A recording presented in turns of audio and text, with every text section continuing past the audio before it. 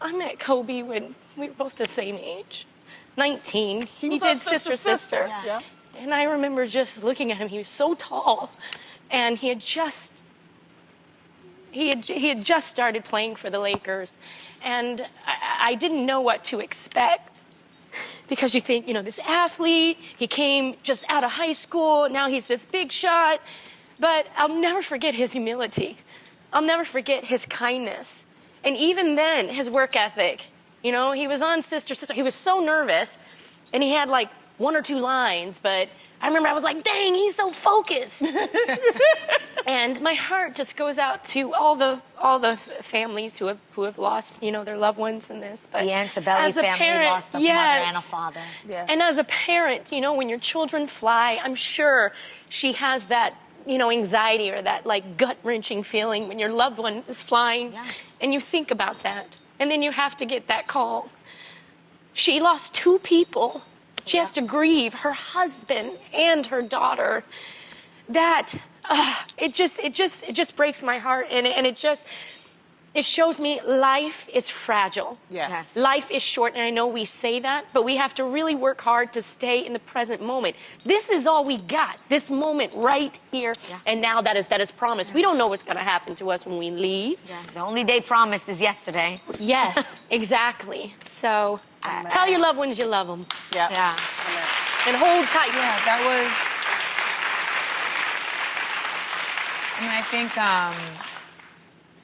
like that sentiment is what really rung true to me. Like, and I said this on Twitter, but like stop and like tell the people you love that you love them, apologize for the wrongs that you've done, and consider the merit of your legacy, because I think also, to your point, Jeannie, like we're just always like moving, and we also are in this time where we care more about like how we're being seen versus how we be remembered.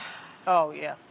And as you're looking at this person's life, and as the other people who were lost in the crash, like how their families will look at their lives, you want to feel like you were here in your best way, And I think for Kobe, getting to see like all these pictures of him and his daughter, and the relationship that he had as a father with her, I think that, to me, that really, really hit me, strong. And, we grew up with Kobe. Like, we remember when Kobe went to prom with Brandy. Yeah. That was a thing.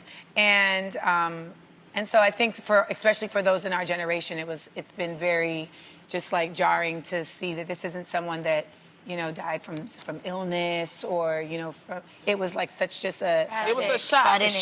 Sudden. So, well, there were a lot of tributes. The NBA did hold their games yesterday, but it was unique how they held their tributes because many of the games started with 24-second violation because, his number was 24 and 8. And then the other team would hold an 8-second backcourt violation. So I thought that was really cool. And then they had a moment of silence for Kobe. Also, the Dallas Mavericks owner, Mark Cuban, is retiring the number 24 in honor of Kobe. Yes. There are going to be so many tributes. Yeah. There are going to be so many... I've even heard talks about them possibly wanting to rename Staples Center after Kobe Bryant. I think that would be incredible. I spoke to Shaq. I reached out to Shaquille O'Neal. As you know, they won championships together. They've had tension together. But Shaq was heartbroken, you guys. I have never...